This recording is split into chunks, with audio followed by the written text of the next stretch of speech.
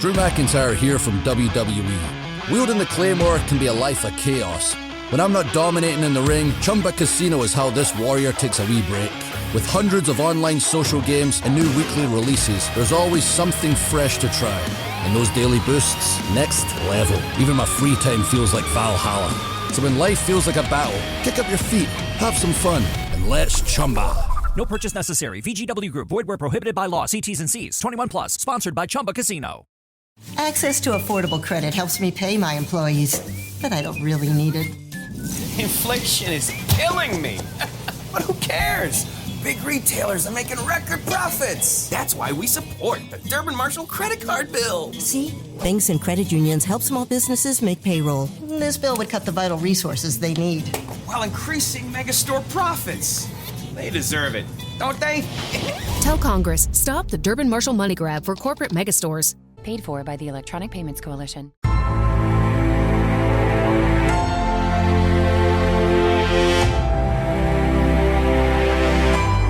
There are heroes and there are legends. Heroes come and go. Legends never die. We usually say that you cannot become a legend before death. These are living legends. If the legends fall silent, who will teach the children of our ways? Sun Coaches Podcast, Season 5, brought to you by Titan Sensor, is proud to present The Legends.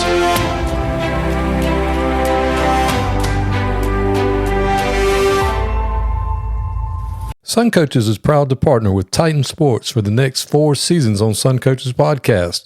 Titan GPS delivers technological superiority and improved player performance through wearable GPS made for high school football and strength and conditioning. From speed training to athlete recruit to workload enhancement, Titan is the easy-to-use yet comprehensive GPS tool to get it done. There's no minimum to get started, and Titan will walk you through every step to success. Message us on X at Titan Sensor to learn more and get in touch. Welcome to Sun Coaches Podcast, Season 5, the Legend Series. And today I am honored to be joined by Coach Kenny Moore. Thanks for being on with me. Thank you, Chris. Certainly my pleasure. Well, Coach, as I start with everybody, tell us where you actually grew up. Chris, I grew up in the big town of Valdosta, Georgia, in the 50s. Born in 53 and grew up there and, in fact, lived in a dirt road inside the city limits. That's how poor we were. And grew up with Valdosta football and played for Coach Bazemore, and who is a legend. And many of the young folks, maybe they've heard of him, but he was the man. So when did you graduate from high school? I think, Chris, I actually think they socially promoted me. They asked you to leave. Yeah, they asked me to leave in 1971. And, we had some great athletes back then. Don Golden, who played at Georgia, and Stanley Bounds, who was at Ole Miss. And, a lot of those guys and a lot of guys that went to Tech in Georgia and all around. And Steve Stanlin, who went to Auburn, and played with a lot of good guys. I wasn't very good, but loved the game. Well, did you just play football in high school, or did you play for a little bit of everything?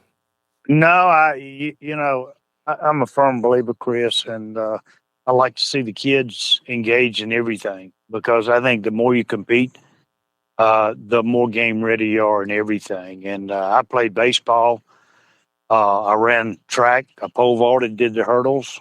In fact, when I grew up, I learned to pole vault on a bamboo cane pole. Really? And we had 2x4s that were standards on each side, and we put a nail 1 inch apart and used a bamboo reed for our crossbar. And guess what we had for our landing area on the other side? Hey, nothing. Nothing.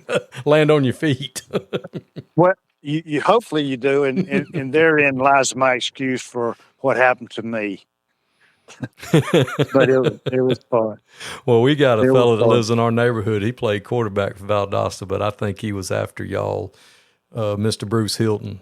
He was. I remember the name. He was after I us. think he was I remember 73 or Bruce. 74, maybe.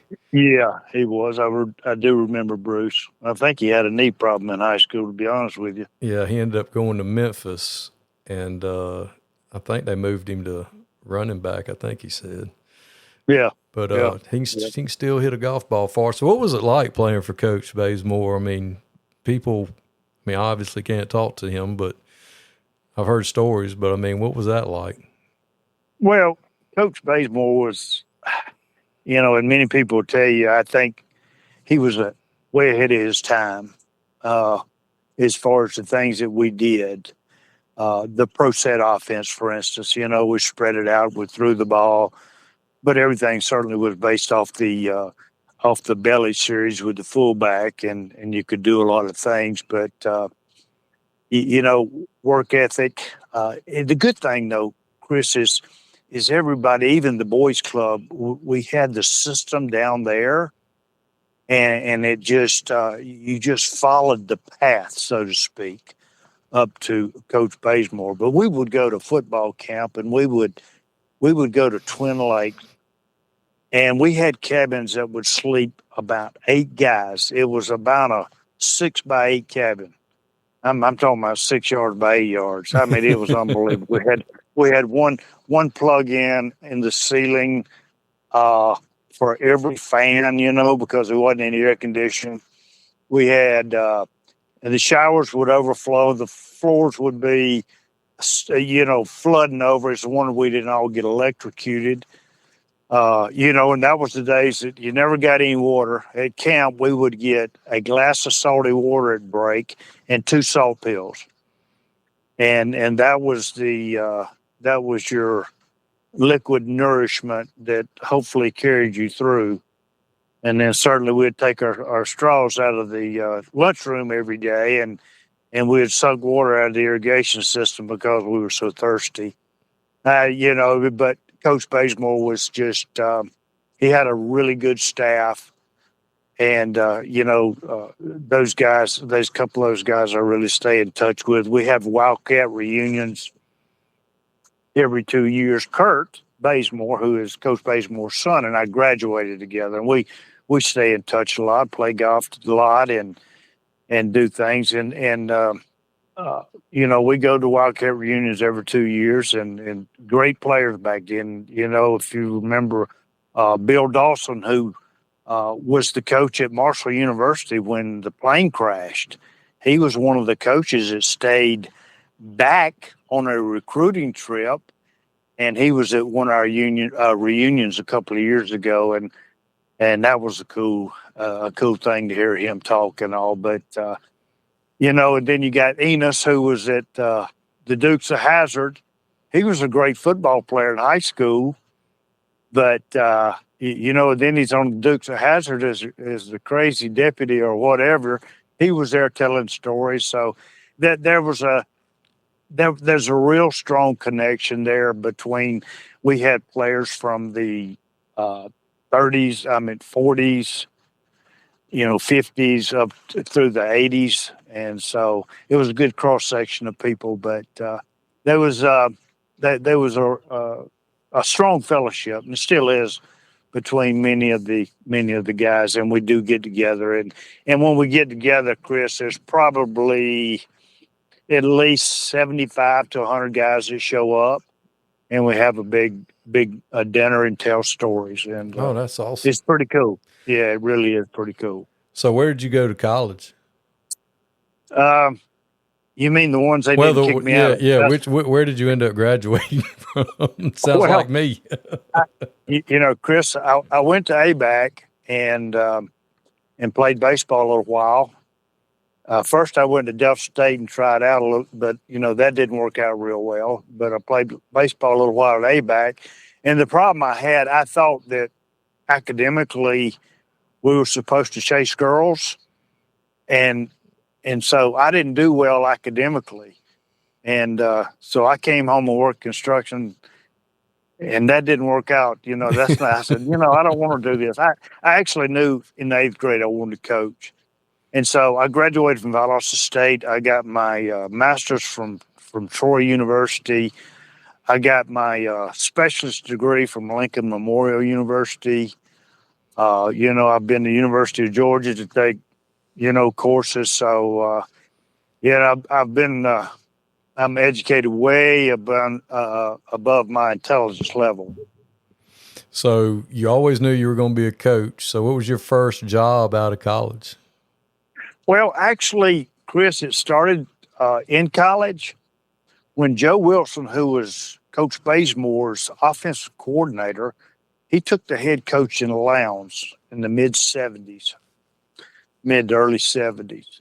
When Charlie Green replaced Coach Bazemore, Joe stayed around another year or two at Valdosta, and then he went and took the head job at Lowndes. I actually coached at the middle school while I was going to college and took over the middle school program. I was heading it up. And guess what? They paid me $200 at the Coke machine as a supplement to do that. So that was big money. I thought I was rich. Hey. And that was in 1974, mid 70s. Oh, you got paid. Yeah. Oh, well, $200 wasn't bad, but they had to go to the drink machine and get that. It was pretty cool, but that's why you did it, Chris, because you loved it. Right. And you wanted to create a career path for yourself so that others would, maybe look at you and so forth. And, so, I went there and then when I graduated from college, Butch Brooks, who was offense coordinator at Valdosta High School, he was headed to Washington Wilkes to be the head coach.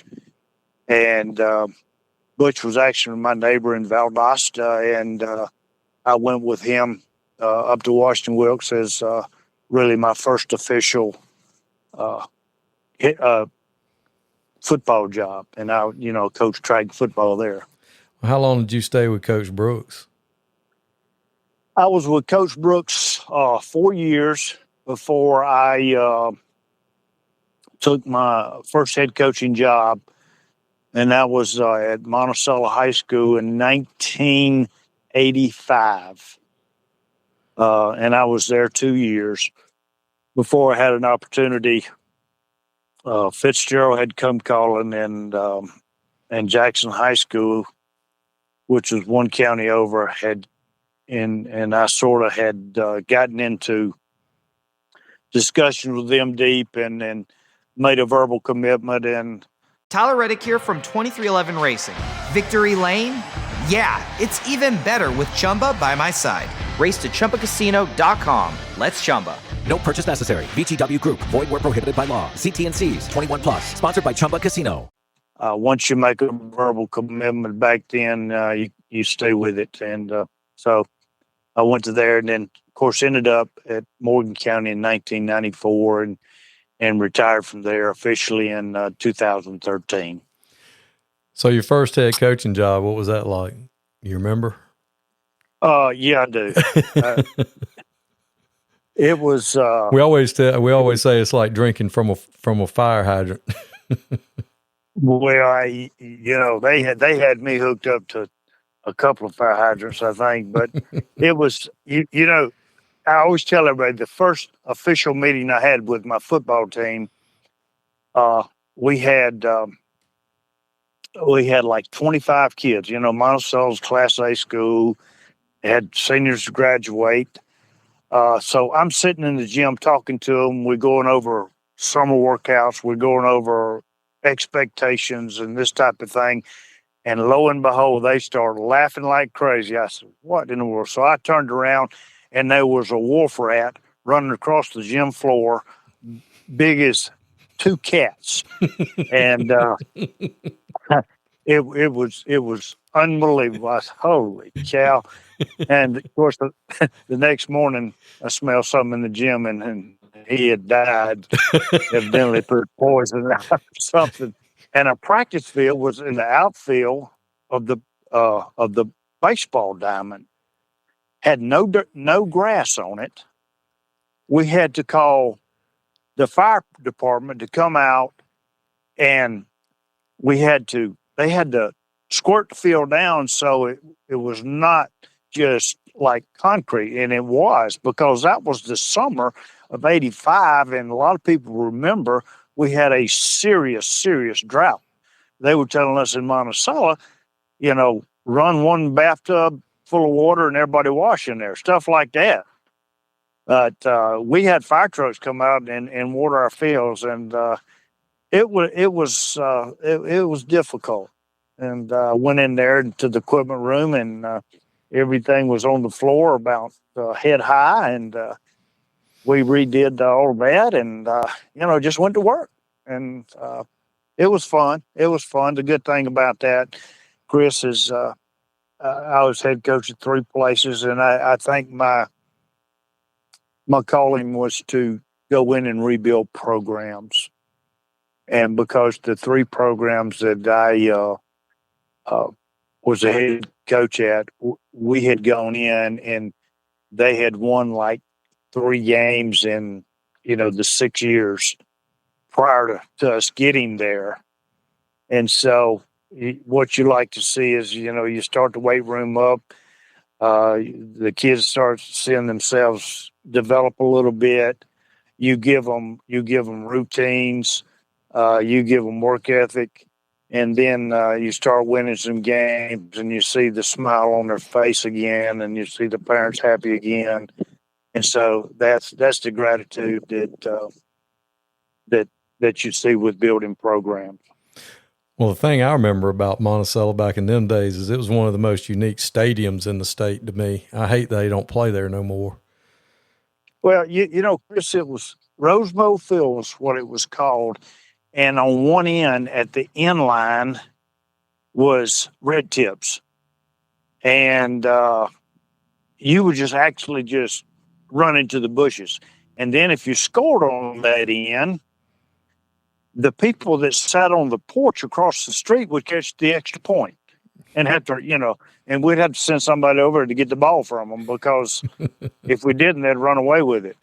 Yeah. And we wouldn't have a game ball. But yeah, it was a beautiful place. It was down in a hole. Yeah. Mm-hmm. Oh Lord! And in August, 1st of September, it was like Coach Brooks used to say, it was hotter than the hinges of hell. Yeah, I can imagine. It was hot. Oh my goodness, no wind blowing or anything. Every time they show those little memes where it's like it storms and they show those stadiums that are flooded and they're like, Coach says we still practicing. I always think of Rose Bowl Field. I'm like, they had to have taken a picture of that place. That has to be it. I hated when, they built a very nice new school out in the county, high school in the field and all like that. But there were a lot of memories there, and it was a good place at that time. And, before COVID hit and the recession and all like that, it was a little thriving downtown area. And at 5 o'clock, you couldn't hardly get around the town square because there's log trucks and everybody else, the traffic coming off 441 and through Macon and everything else. But it was a cool little town when we were there, and our kids were very young. So then you rolled from there and you went to Jackson, just off 75 in Butts County. Butts County, yep. It was had a great run there. Well, the thing about it, Chris, is they hadn't been in the playoffs in like 20-something years. And we were fortunate enough the first year.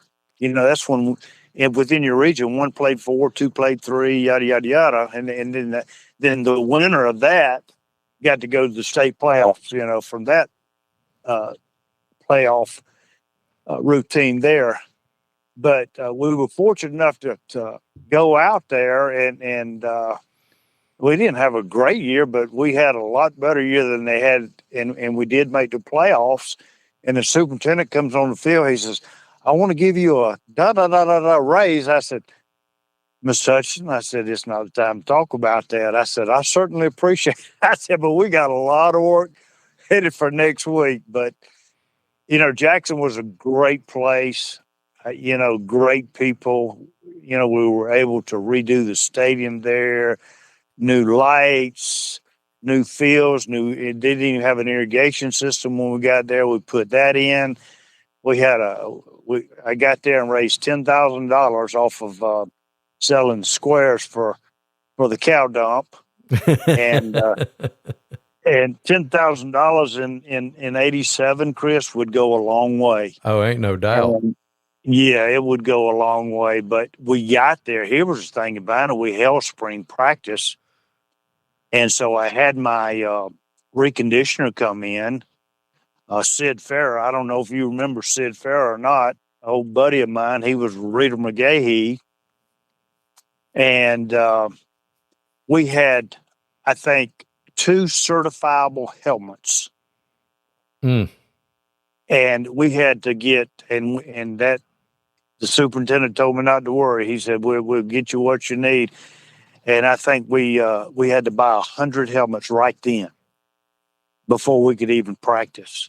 That's the kind of condition it was in. So, there again, started from scratch, and had a little success there, but we had a nice run. I've always had good staff, and any success I ever had is certainly due to the kids and the coaches I have, because I was just a facilitator is all I was.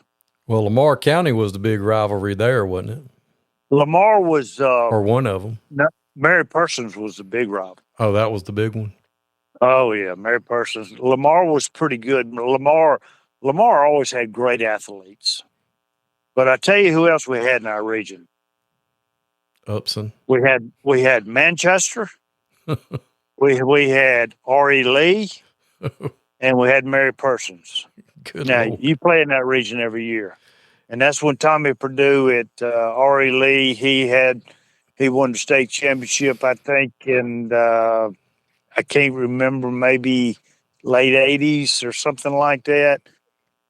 He was loaded for bear. Tommy did a great job, coaching, and he was like the rest of us. He was old school, and you weren't scared to snatch a face mask and kick them in the fanny. But if I did that, when they did something good, I'd hug their neck too. So it was a matter of finding that area where you could really do something. You could coach the kids up.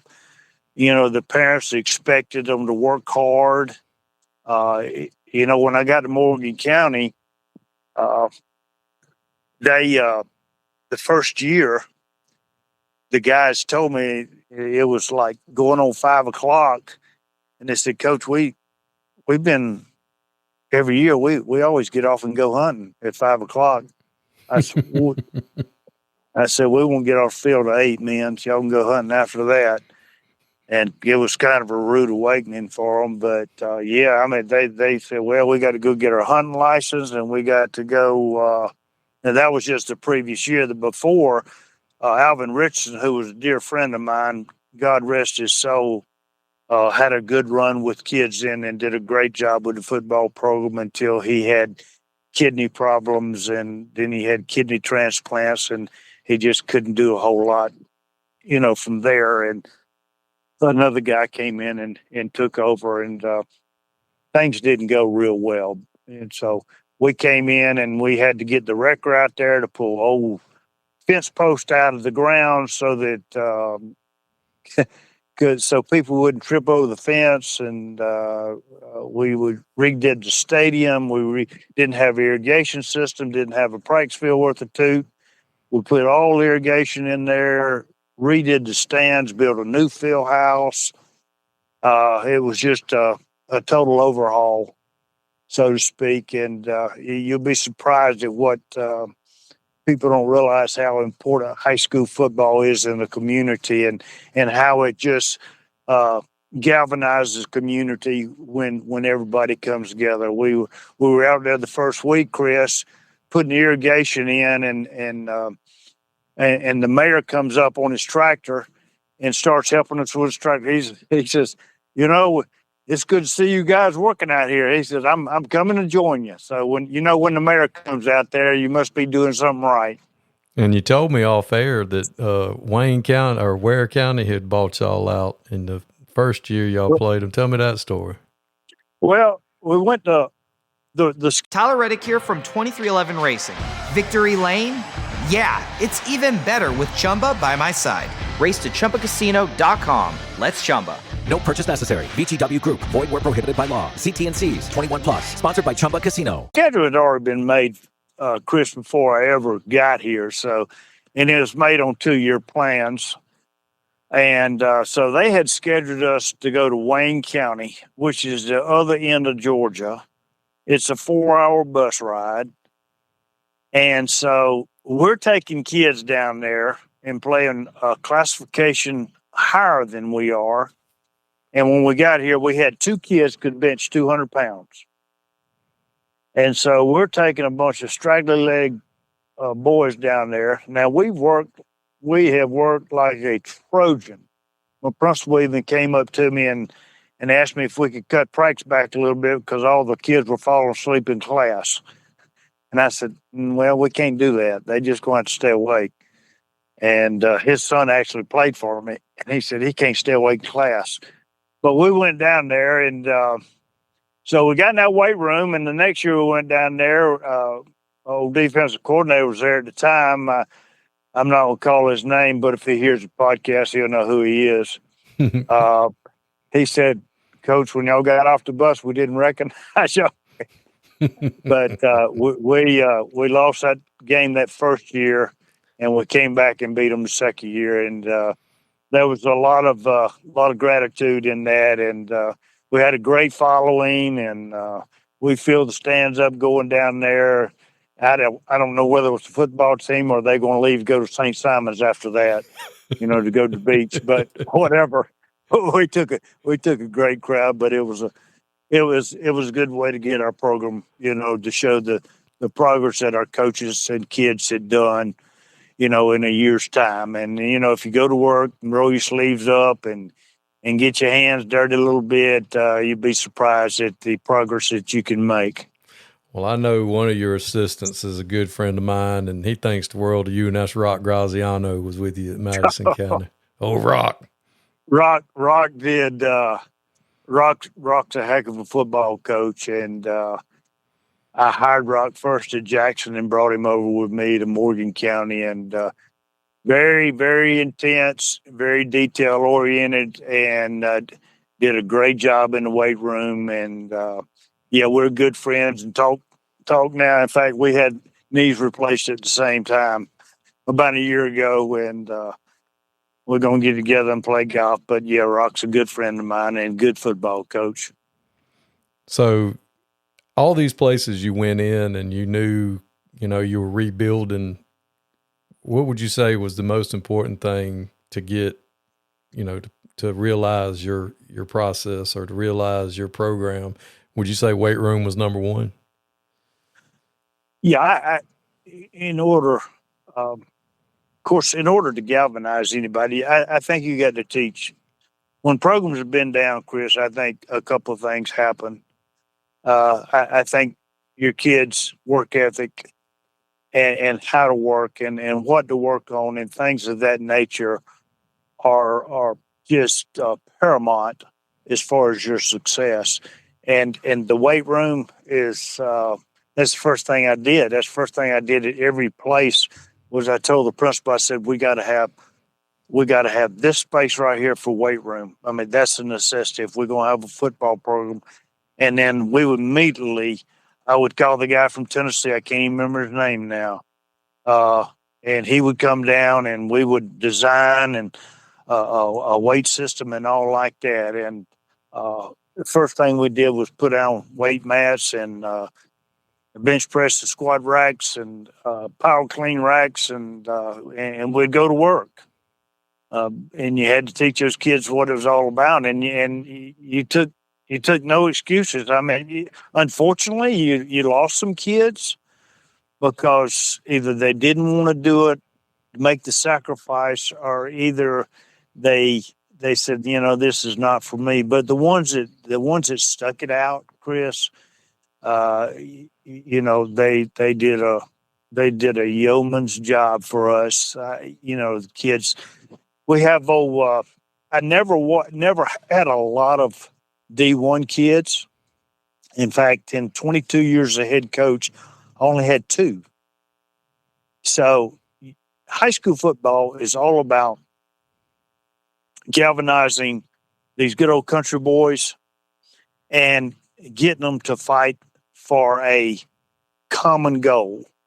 And that's what we did, because how many games or how many people or facets or sports or anything else on Friday night, everybody from the bank president to the ones that do the trash pickup, all those people are there to see your product, so if, I wanted my fields pristine. I wanted, I said, hey, we're going to be ready. We're going to put on a show. And on Friday night, we hopefully we were ready to play and brought a good product out, number one, so that my kids would feel good about themselves. And number two, so the community could rally around these kids and it would gain, it was like gaining momentum, as you do well and they see you're doing things for the kids, they're going to jump in financially. They're going to help you. They're going to roll up their sleeves. They're going to help you do things that will show progress in your programs. And that's what we try to do is go in and show them that we were going to work and we were going to provide a way for them to get to practice. If I had coaches go in all four corners of the county to pick up kids. They had no excuse why they couldn't get here. It got towards the end. We would bring some sort of breakfast in for them if some kids hadn't had something to eat or something like that. So we didn't allow. We tried to cover all our bases, and we didn't allow for anybody to have any excuses why they couldn't be there and why they couldn't be there on time. But that's kind of how we did it. So besides the weight room, you've alluded to the fact, too, how important your coaching staff was. Did you pretty much keep the same guys together all 22 years, or at least a core group of them together? Chris, I was very fortunate in the fact that when we left Monticello, I went to work in 2 programs, Jackson and Morgan. I was fortunate enough that they came to me and offered us a package. And in the packages, I always negotiated my coaches' salaries. And if their wives were teachers, that they would have a position in the new place that we were going. And so financially, I felt like we really took care of the coaches. And I did not have a lot of turnover. I kept the same offensive coordinator 22 years as a head coach. I changed coordinators twice, 3 times, defensive coordinators.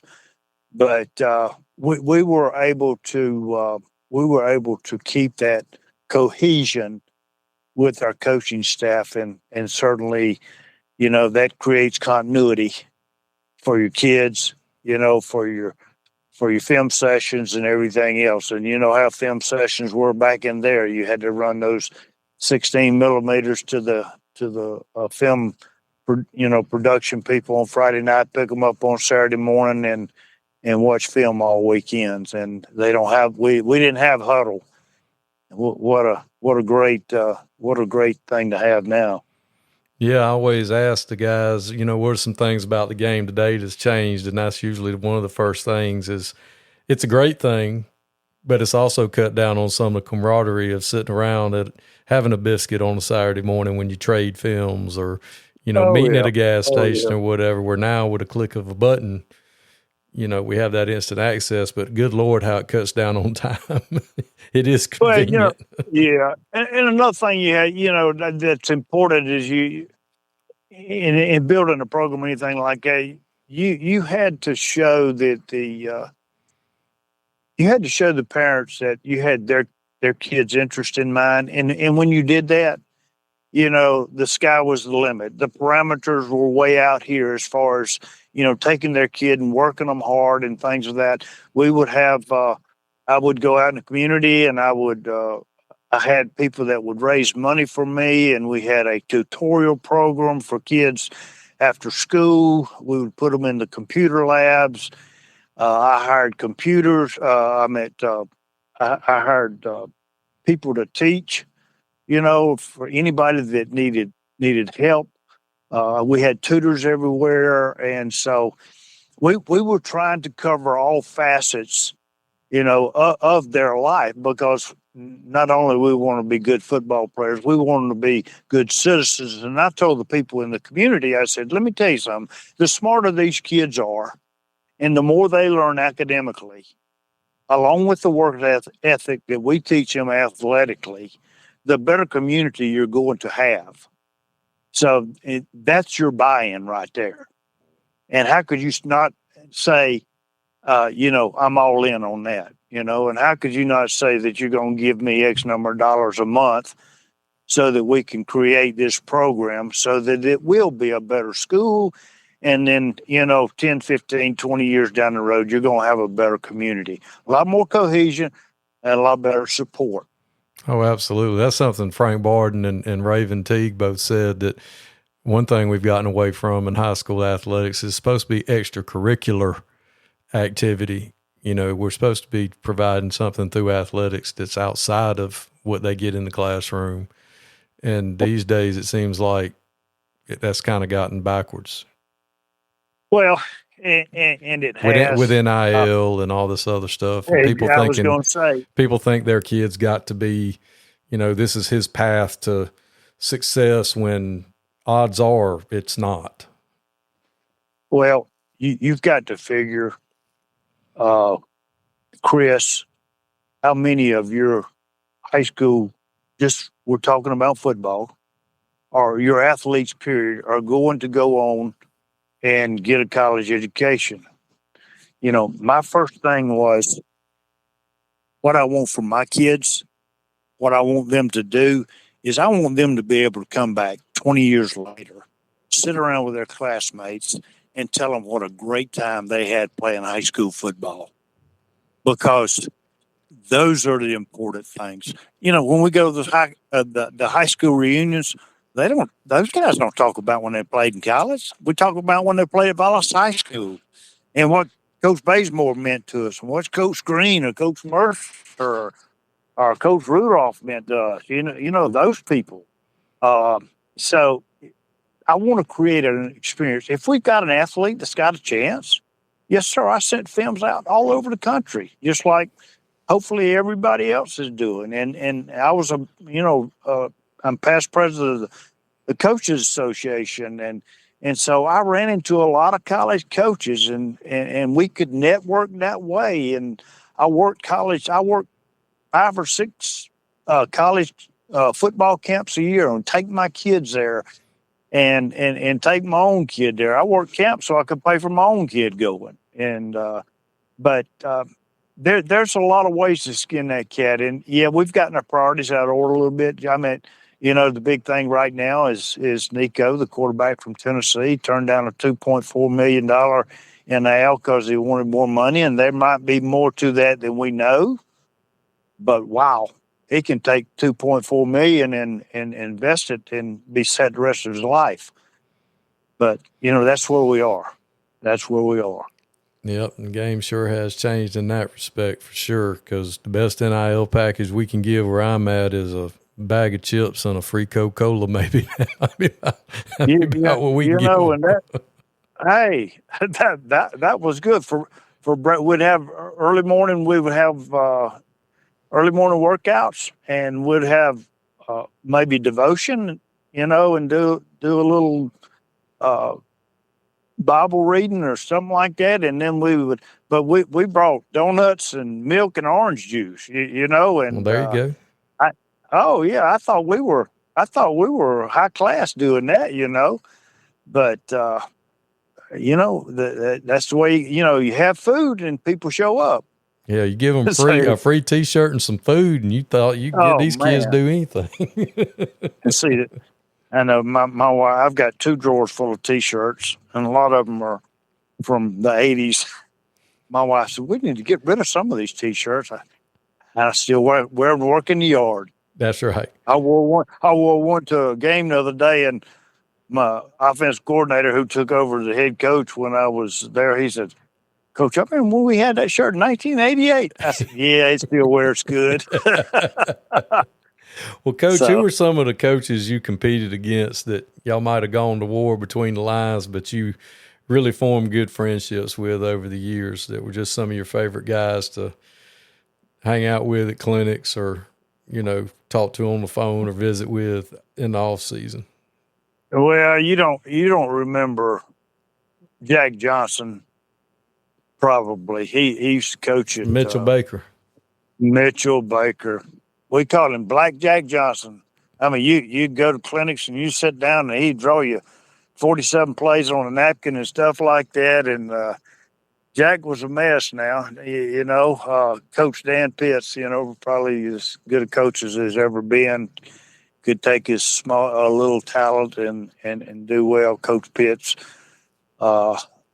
he was a hard nut to crack in trying to get prepared for him, and his tendencies and all was a lot of trouble, a lot of stress. And you got Coach Campbell over Lincoln County, and that name rings a bell. Statewide. Last time I checked, he's the winners coach statewide. I think I'm right on that, Chris. Oh yeah, more wins than anybody. I mean, and I don't even know if there's a close second. Tommy Purdue over at R.E. Lee was good. Jeff Herring, had that run at Camden County, and then he won one at Grayson, and up here at Oconee County, we played against Jeff. Had some battles against him, and we've Steve Savage up at Commerce, really good friend of mine, and then you got the Ronnie Parsons, who was at Banks County when I was at Monticello. His boys are at Rockmart now, and really doing a great job up there. And I was just with them a couple of weekends ago. We were down there at the Lee Murray golf thing, and just Ronnie, the dad, is just a super nice guy, a good friend of mine, and he had a really good running back over in I think it was 85, something like that. Terry Allen who went on and played at Clemson, and I said, "Dang, what is it like, Ronnie, to coach somebody like that?" And I think he had like 170, 80 yards against his first half. I told Ronnie, I said, "Ronnie, we went at halftime." I said, he might have that many yards at halftime, but he's not going to get any the second half because we're going 11 of them. We're going to hit him every snap. And we held him pretty good second half. But that was a lot of fun. There's a lot more, but those are some old names that maybe some of the young guys, can't remember or have heard of and maybe never met. Well, speaking of old names they've heard of and probably hadn't met, how in the world did you hook up with your golf partner for the Lee Murray? Yeah. Well, when you run out of leads, and all the old coaches die, you got to take who's left, and I had to take Bob Herndon. No, Bob and I really never played each other, but we would, a long time ago, we ran into each other at coaching clinics and got to be good friends. And he likes to play golf, and I do too. And Brad Allman, who was Joe Wilson's defensive coordinator for forever down at Lowndes High School, and they had a lot of success down there.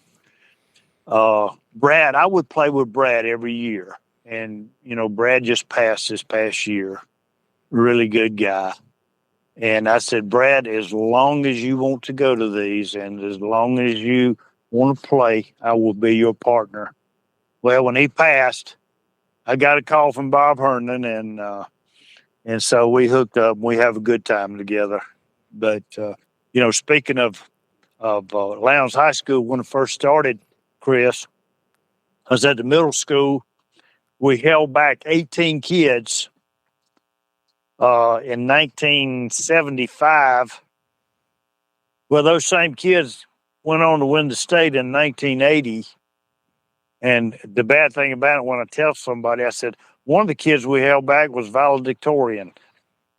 That was how much it meant to win football games in South Georgia then. It was really the only game in town.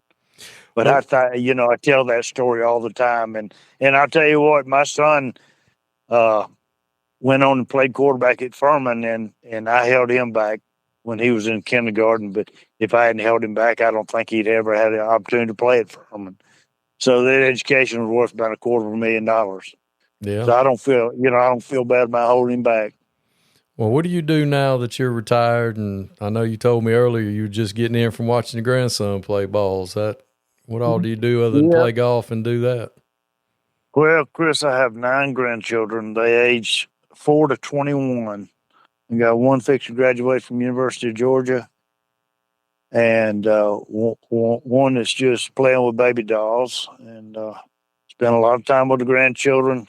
I work in my yard all the time. I got 5 acres out here in the country in Morgan County. Still live here. They'll bury me here when I die. Like to play golf a lot. Like to be involved in my church. And between those things, I really don't have time to coach anymore. That golf, grandkids, church, and yard takes a lot of time. Besides that, just enjoying life, Chris. Well, Coach, I'm so glad that you poured into young people for as long as you did, and you raised us young coaches how to do it the right way and passed on to us the many lessons that Coach Bazemore and his staff taught you when you were a young man coming up through high school. And I just appreciate you coming on and sharing your story with us. Chris, it was, I tell everybody I miss the 50s and the 60s because there was a lot of purity in what life was about then. Life was a lot more simple. People rallied around things that really had some substance. And we didn't have, all the social media and all this stuff going on now. And it was just so much more simple. And to be honest with you, I'm so glad that was the era in which I was raised. And I feel blessed and fortunate that the good Lord has put me on the path he did. And I probably hadn't done as good by him as he has by me. Well, I appreciate it, Coach. Thank you, Chris. I enjoyed it, and it's an honor to be with you. And as far as the legends of coaching, I'm way down the ladder, but I enjoyed my time, and hopefully I still got a lot of good friends that come around, and we cook and things like that played for me. And the cool thing, Chris, I got to tell this story because it's really important, is my doctor, my dentist, my banker, my landscaper, all those people played for me. And I have them on speed dial in case I need anything. And they are so gracious. And it's just that's the cool thing. Can't many people say that, but that's really good. That is awesome. I can't wait to see you at the Lee Murray again next year, Coach. Thank you so much, Chris. Tyler Reddick here from 2311 Racing. Victory Lane? Yeah, it's even better with Chumba by my side. Race to ChumbaCasino.com. Let's Chumba. No purchase necessary. VGW Group. Void where prohibited by law. See T&Cs. 21 plus. Sponsored by Chumba Casino. When you manage procurement for multiple facilities, every order matters. But when it's for a hospital system, they matter even more. Grainger gets it and knows there's no time for managing multiple suppliers and no room for shipping delays. That's why Grainger offers millions of products in fast, dependable delivery, so you can keep your facility stocked, safe, and running smoothly. Call 1-800-GRAINGER, click Grainger.com, or just stop by. Grainger, for the ones who get it done.